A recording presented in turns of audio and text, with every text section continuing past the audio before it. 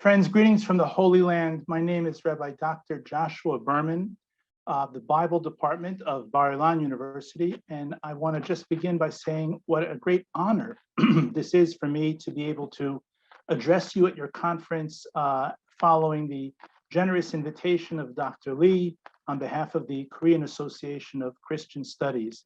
I'm really very humbled in a certain way because I'm neither Korean nor Christian. I am reminded of a statement by the rabbis in the Talmud, where they say, Ezehu chacham halomed mikol adam, who is wise? He who learns from every man. And they were probably speaking about learning from each individual person that we come into contact with. But you, in this invitation, have really greatly expanded the meaning of this dictum by essentially saying, well, we're dealing with issues here in our own country, and perhaps by listening to people who are facing similar issues elsewhere, maybe we will get insights that we don't have. I wish that we had the same view here, and so I'm really very, very honored and humbled. And I hope that even though I am neither Korean nor a Christian, that from the place in which I sit as a rabbi, as a Jew, as an American, as an Israeli, that maybe something that I will say will have some relevance for the issues that we are all facing here now, particularly in the topic that I have chosen for today, and that is spirituality in the age of Zoom, challenges and opportunities. And I'd like to split my words today into two parts, the challenges and opportunities that we face in our houses of worship, our synagogues and our churches. And secondly, and no less importantly, the challenges and opportunities for us spiritually in the age of Zoom in our classrooms, particularly in our academic settings. Okay, so as of the time of this taping, I know that in Korea, there is still a great presence of coronavirus, and therefore church services are not being held, if at least at full measure as they had been in the past. But I'd like to attend to the state of affairs, please God, after the virus is over. What will we do with this wonderful vehicle, this wonderful tool that we have been afforded called Zoom? What will it mean for our houses of worship once the coronavirus is over? So I think that we all understand by now that even once the virus is over, there are tremendous blessings that have come to us from having Zoom and being able to broadcast our services on the virtual platform.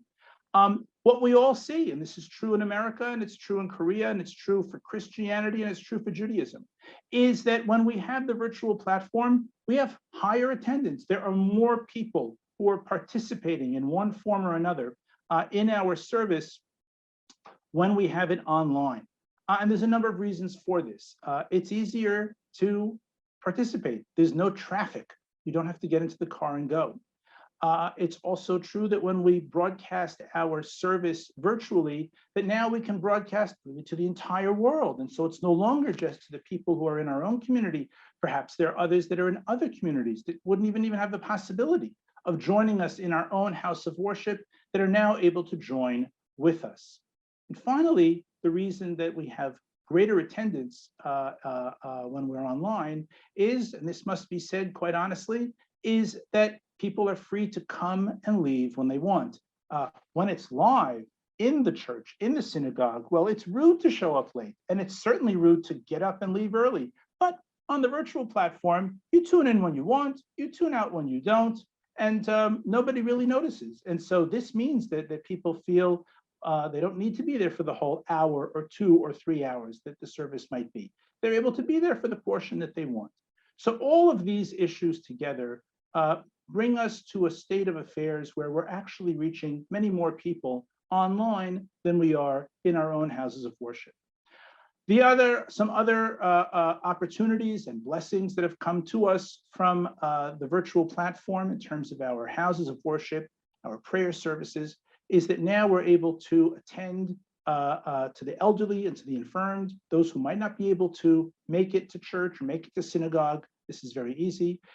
There's also enormous flexibility. Perhaps someone is busy on Sunday and doesn't want to make it or can't make it to church. If they have a recording of the service, then they can watch it at their leisure midweek. Another blessing that has come to us from having online virtual services is perhaps in some respect, the quality of the service, its production. You know, when you have time to find clips of music or clips of film or interviews to intersperse together with the service and with the words of the pastor, all of this makes for a very varied and attractive attractive type of production. And I would say also that perhaps the final advantage for the meaning of Zoom for our houses of worship has to do with our capacity to reach out to those that are not yet coming to synagogue or coming to church. I noticed this for myself. Let me give an example of what I mean. I came out this past year with a new book. It's a book on how a conservative, from a conservative theological perspective, a Jew can relate to the questions posed to the tradition by critical biblical studies. How do you answer these very difficult questions while still remaining intellectually honest on the one hand, and at the same time with integrity to the teachings of the tradition? And I had a synagogue in Teaneck, New Jersey, United States, that wanted to hear me speak.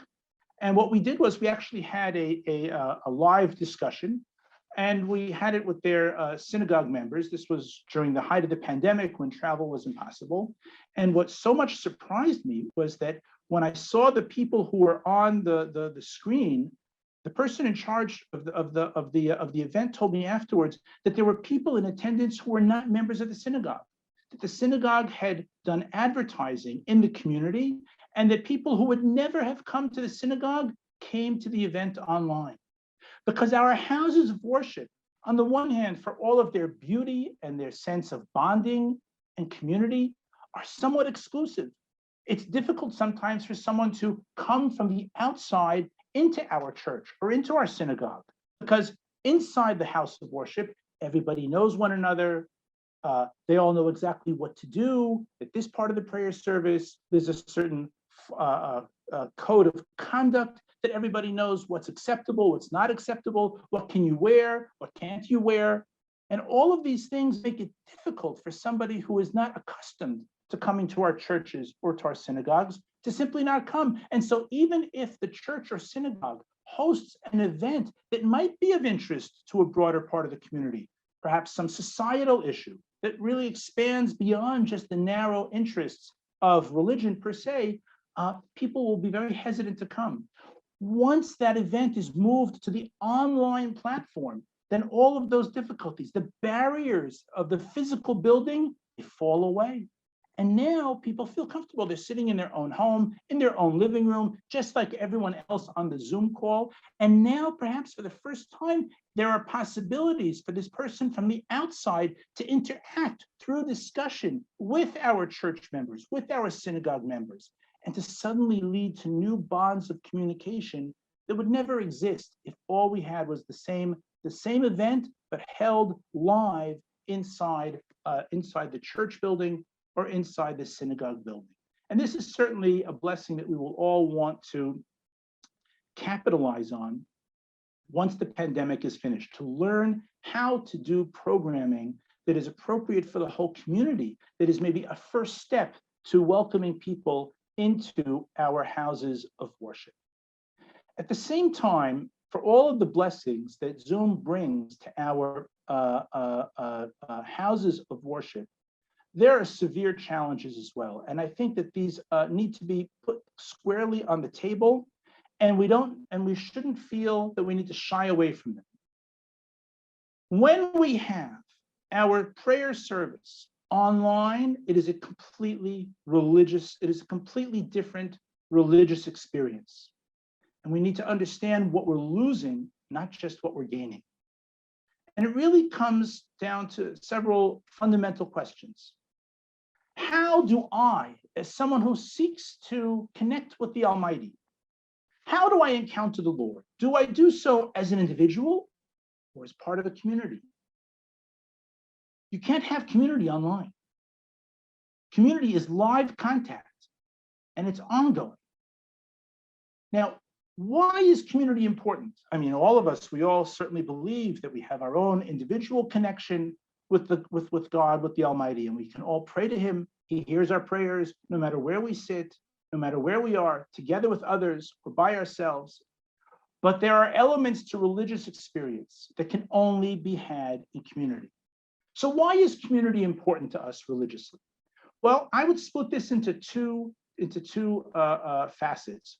One is utilitarian, that is what we gain by having community. For example, in my community here, in my city, in Beit Shemesh, where I live in Israel, in my synagogue, we have a committee, and the committee makes sure that any time there is someone who is experiencing some type of hardship at home, then they make sure that other members of the community prepare meals for a whole week. So for example, if a young mother gives birth, then this committee makes sure that different neighbors, different members of the synagogue will all sign up and bring meals the entire week. When someone suffers a loss in the family, then the same thing. The committee makes sure that the different members of the synagogue will all bring meals on different days at different times, so that in the house, everything is taken care of.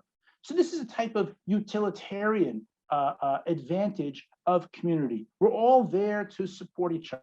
And obviously that would never happen if all of us were just tuning in online, because the bonds of community are built slowly through live contact, through hugging, through sharing, the things that go on around the prayer service itself, and that cannot happen when we're just all online. Another utilitarian benefit of community for our congregations is that when we are parts of community, then we feel that we are part of something larger than ourselves. And it means that at those difficult times in our lives, that we are able to alleviate loneliness and alienation. And this, sometimes it can come, you can get support when times are down from family. Sometimes family isn't available. Sometimes you don't have a lot of family. Well, when you have a community and you have invested in that community by showing up, by talking to people, by asking them about their lives and them asking you about your life, then when times are down, then those other friends become very strong neighbors and they are there for you. So these are aspects of community that are utilitarian and that can only come by investing in direct live presence week in and week out. But I would say, friends, that there is importance to community that goes beyond the utilitarian. And that is what I would call the importance of community from a religiously existential standpoint. You see, the real question is this: what is it all about me? Is it all just about what is convenient for me and my own relationship with the Almighty? When I view myself as part of a community, then I am repressing and restraining my focus on individuality for something much greater. And we live in a period, in an age, my friends, where more and more we see ourselves at the center of the universe. And therefore, this is an extremely important and healthy thing to repress that. It's not about me. It might be about us. And that is a very spiritually lifting experience when I sublimate and repress necessarily what I want, because this is what is good for all of us. If I may, for a moment, friends, preach from Genesis 18. You will recall that Abraham intercedes on behalf of Sodom and Gomorrah. The Almighty wanted to destroy those two cities. And Abraham wants to argue with the Almighty. Perhaps the entire city can be saved if we find enough righteous men inside the city. And he goes into a kind of negotiation with the Lord. You might recall the numbers that are there. Abraham says, well, what if there are 50 righteous men within the city? And Almighty says, fine, if there are 50 righteous men in Sodom, then I will forego destroying the city because of the presence of the 50 men. And Abraham moves on from there, from 50 down to 45, to 40 righteous men, 30, 20, 10 righteous men. If there are 10 righteous men in Sodom, Abraham argues, Almighty, will you destroy the city? And the Almighty says, I will not destroy the city if there are 10 righteous men there. And as we're reading this account, we expect Abraham to go all the way. If he's gone down from 50 to 45, 40, 30, 20, 10 righteous men, he should push it to the end. We expect Abraham to say, oh Lord, if there is but one righteous man in Sodom, will you spare the city? And when you read Genesis 18, Abraham never gets to ask that question. Because after Abraham says, if there are 10 men in Sodom, will you destroy the city? The Almighty says, if there are 10 righteous men in Sodom, I will not destroy the city. And then scripture says, and the Lord got up and left when he was completed discussing the issue with Abraham. God leaves first. There's no room to ask if there's just one. There are things that we accomplish as a group. There are things that we accomplish as a community, spiritually, that we cannot do alone. And so we must invest in community. And when we're only doing it online, then we are not really forming a community.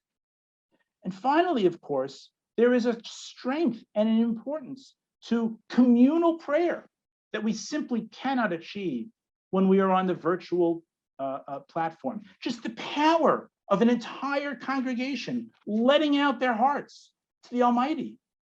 Within Jewish sources, and I suspect the same is true as well within Christian sources, we believe that there is greater efficacy in communal prayer, in all of us coming together to pray, than the prayer of just one of us alone. Because when there's all of us together, we are demonstrating that there's something that unites us. We are demonstrating that there is something that all of us consider to be important. There is something that is so important about us coming together that each of us has put aside his or her individual pursuits and what might have been the easiest for each of us to do in order to come together. And so there is an efficacy of communal prayer that we just do not have when we appeal to the Almighty alone and by ourselves. And finally, in the words of Proverbs 14:28, Berov am hadrat melech, the glory of a king is in the presence of a great multitude. Well, when we're all there in the church or in the synagogue, and the pews are full, the entire congregation is there, this is an appropriate way to welcome the Lord into our midst that cannot be rivaled by each of us sitting in our own respective living rooms. And so what we see is that there's a certain quality of religious experience that can only be had by having us invest constantly and consistently in live contact in our communal settings. I would say that it comes down to, are we serving the Lord out of a feeling of being called or as consumers? If we're as consumers, then we do what's comfortable for me right now.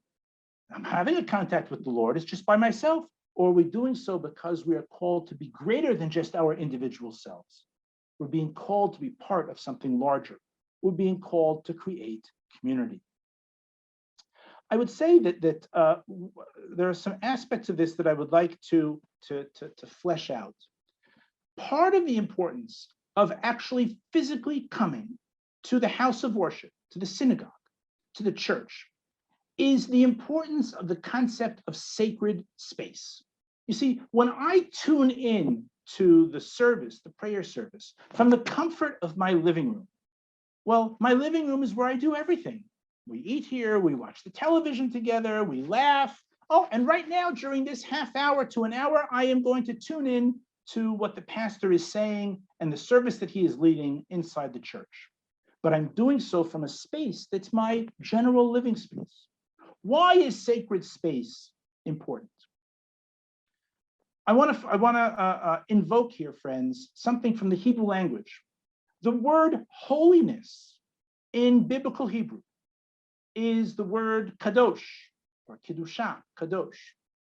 And that root, kuf, dalid, shin, kadosh, when you look at what it really means in its various different appearances in the Hebrew Bible, then what we see is that what it means to be holy, that something or someone or some place or some time is holy, is kadosh, always means that it is proscribed by laws, by things that are prohibited to do. So, for example, the very first thing that is called kadosh is the Sabbath day, the Shabbat.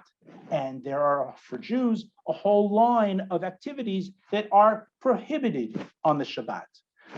The priests, the Kohanim, are kadosh, they are holy, and they are set aside by a list of things that they're not allowed to do, purity laws, for example, who they can marry. And so they are also set apart. To be kadosh, to be holy, means to be set apart by laws for God. And so too, sacred space. Obviously, the tabernacle and the temple are areas that are dedicated to God, which are proscribed, where there are rules and delineations of what is prohibited to take place in these various spaces that are created for God.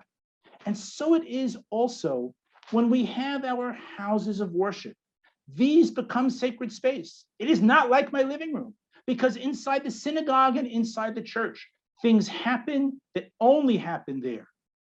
We cannot do all the regular weekday fun things inside the church. That would be to desecrate the church, to desecrate the synagogue. We are creating a place where only godliness takes place, whether it's in prayer, whether it's in study. And so this orients us in a natural way to God's transcendental nature. Sure, it's wonderful that I can invite God into my living room and I can pray to him whenever I want, and he's my best friend. There's an aspect of that, of God being close to me. But there is also an aspect in our religious makeup of apprehending the Almighty's transcendence, that he's so much greater than we are, and that we are so tiny relative to him. And this comes through the idea of sacred space. I go to God. I go to his dedicated space. Not that I say, oh, well, I don't have time to go there today, but I'll make Sunday on Tuesday and have the Sunday prayer service on Tuesday in my living room. In fact, I'm going to do it. Let's see, I'm going to watch a recording of it, and I'm going to, let's see, on my Netflix, after I watch my sporting event, there, I'm going to fit God into my schedule. Well, that isn't serving the Lord as a calling. That is serving God as a consumer. And so the importance of sacred space is super, super important here. This is where we demonstrate our fidelity, our loyalty, that we serve the Almighty not as consumers, but because we are called to serve him. Now, with that said, I know that the things that I've just shared with you, perhaps many of you agree with me. Many of you feel the same way that I do. But we say to ourselves, but we are on a higher level. We are perhaps that meaning I speaking to you and you, the members of the society, listening to this address, we are perhaps the elite. But this type of message, this type of idea of serving the Almighty as a calling, but not as a consumer, this is only for the elite. The people in my congregation, the people that I'm trying to reach, they're not going to be able to relate to this idea. That might be true. Friends, that might be true. And that's why for people who are borderline members of our communities, people who are distant from the world of spirituality, and we want to draw them in, having the types of programs that I mentioned earlier, of programs that allow people to tune into what's happening in the church without having to be in the church, can be a wonderful thing. But the very fact that we want to increase our numbers, the very fact that we want to reach out to those who are not yet part of our core communities, should never, ever supplant and replace the power that can only come from the core community itself. the more that we demand, and this has been found to be true in Christian communities and in Jewish communities across North America, the more that we demand of our congregants, the stronger our religion will be. The more that we weaken what we ask people to do, because they're not going to do it otherwise, because it won't be popular. We want to be popular so we can reach lots of people. In the long term, that doesn't have staying power. That doesn't draw people in. People who are serious about their religious commitment, my friends, want to be called upon. They want to know that they are being asked to invest, because they know in their hearts that the more they invest in their religious commitment, the more that they are asked to do, the more that they will get out of it. They are searching for community. And so we cannot give up on the core importance of having people show up on a weekly basis to our houses of worship. We can use the Zoom platform, the virtual platform, to reach wider audiences, but never at the expense of fostering the absolutely vital power that only comes with live contact and live commitment to one another and live contact to the Almighty that happens in our houses of worship. Friends, I'd like to turn now to the challenges and opportunities that Zoom gives us in our teaching, especially in our academic teaching. I'm sure that for you, as it is for us here in Israel and for our colleagues the world over, the age of Zoom presents us with challenges. We are all under enormous pressure to increase enrollment in all of our programs, to remain financially viable. And this inevitably means the pressure is to put more of our teaching online, because we can reach more people online, because people won't have to come and spend hours in traffic online. And inevitably here, as we've already mentioned, the shift to online teaching means less human connection. And here, with the few minutes that I have remaining, I would like to give one very practical suggestion of how we can make our online teaching much more human and valuable in terms of the bonds that we create with one another. And it's a practice that we have implemented here at Bar-Ilan University, where I teach, with enormous success for students from all over the world, including our many students from Korea. And it's by implementing a strategy of study that actually has its sources in the Jewish world, in the world of the yeshiva, the rabbinic seminary. And it's a system of study called chevruta. Let me explain what this means. In a classical rabbinic seminary, the rabbi will teach a section of the Talmud, but before all of the seminary students come to the class to hear the lesson, they will have had time beforehand in which they study together with one another, either in small groups or in pairs, and the rabbi will assign the section that he will be teaching in advance, and the students prepare. They read it over, they maybe answer some guiding questions that the rabbi has given them, and only after they have done that preparation, only then the whole class comes together for the lecture itself. This is what we have begun to do at Bar-Ilan University. So for example, in my lectures this past spring semester on 1 Samuel, which had students from all over the world, what we did was, instead of the standard 90-minute lecture, I would have first half an hour or so in which I split up the class into breakout rooms on Zoom, some 3 or 4 students to a room, and they would read over the section that we were going to be focusing on in the lecture. This, my friends, this way of studying, of giving in the online platform, instead of teaching for 90 minutes, taking a half an hour or so and splitting the group up into the breakout rooms, this has 7 advantages. 7, and here they are. Number 1, we live in a world today where somehow everybody seems to be suffering to some degree from attention deficit disorder, ADD. We cannot concentrate the way that we were once able to. Maybe it's because of our smartphones or our computers, but to just sit and look at the lecturer for 90 minutes is more difficult. When we split up the class in this way, it means that it's easier for our students to focus when they do come to class. Number two, because the students have already prepared the material in advance, once they come to class, the discussion is on a much higher level. Number three, giving the students half an hour in advance to prepare means that they are given stimulation for thought and creativity, which is much easier to achieve than just simply in class saying, so what do you all think of this?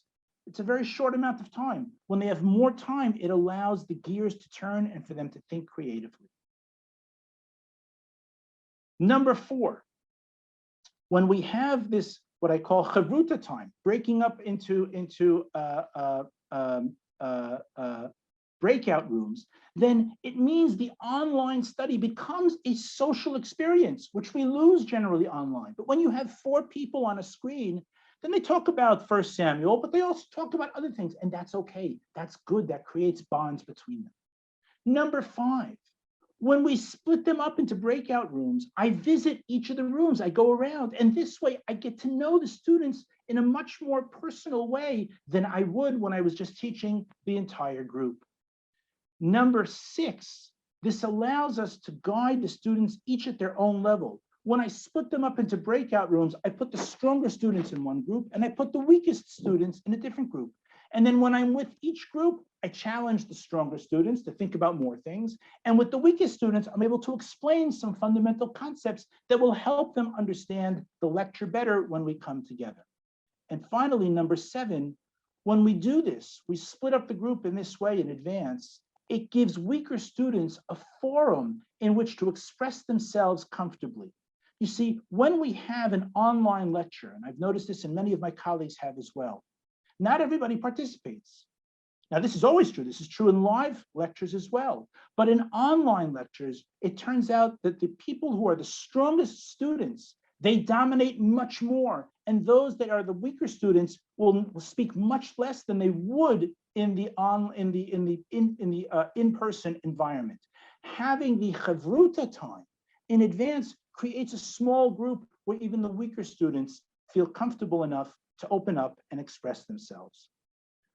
Friends, we live in a time of great challenge. We don't know how to manage everything we have. It's new for all of us.